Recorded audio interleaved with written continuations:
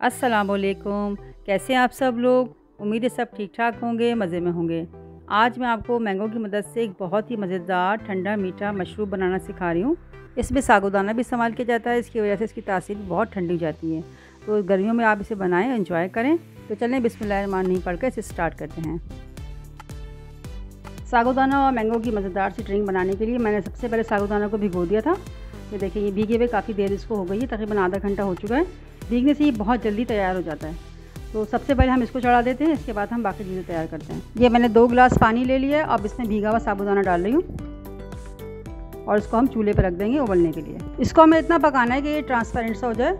जब ये ट्रांसपेरेंट हो जाएगा तो इसका मतलब है कि ये रेडी है। फिर इसे हम छान लेंगे। जब तक साबूदाना उबल रहा है हम लोग ये ड्रिंक बनाने के लिए कस्टर्ड बना लेते हैं।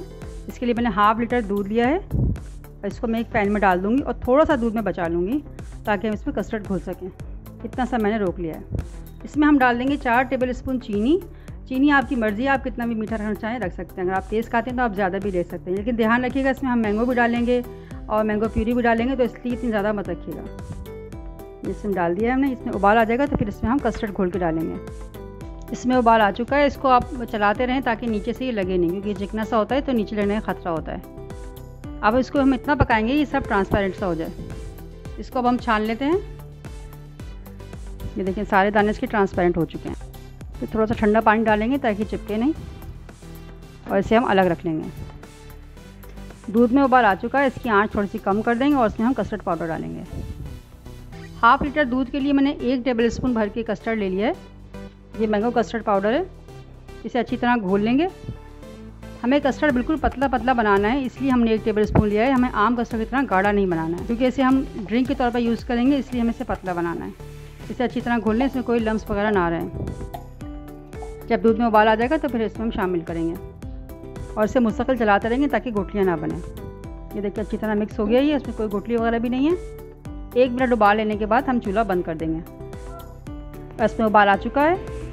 1 मिनट तक तकरीबन ये पक गया है। अब हम चूल्हा बंद कर देंगे और इसे ठंडा होने के लिए रख देंगे। ये साबूदाना रेडी हो गया। इसे मैंने पानी से खंगाल लिया था और इसको मैंने एक प्याले में डाल दिया है। अब ये कस्टर्ड बिल्कुल ठंडा हो चुका है। इसमें हम डालेंगे मैंगो प्यूरी। ये मैंने 1 आम की बना के रखी हुई है।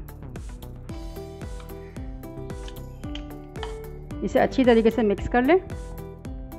ये इसमें हम डाल देंगे बर्फ़। इसके साथ ही हम इसमें डाल देंगे मैंगो चंक्स जो हमने काट के रखे हुए थे। ये मैंने तो मलंगा भिगोया हुआ था पानी में। इसे अच्छी तरह पानी से धोकर फिर वैसे मैंने भिगोया था। इसे भी इसमें शामिल कर देंगे। और जो ये हमने साबूदाना तैयार किया है ये भी इसमें डाल देंगे। इसे अच्छी तरीके से मिक्स करेंगे।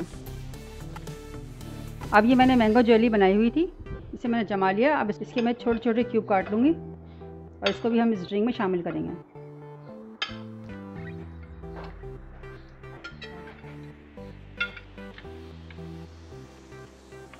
ये हमारी मज़ेदार साबूदाना की ठंडी मीठी सी ड्रिंक तैयार है। इसे आप इंजॉय करें, आपको मज़ा आएगा बहुत। अगर आपको रेसिपी अच्छी लगी हो तो इसे लाइक और शेयर करें और मेरे चैनल को सब्सक्राइब करें और मुझे इंस्टा और फेसबुक पर भी फॉलो करें। जज़ाकल्लाह।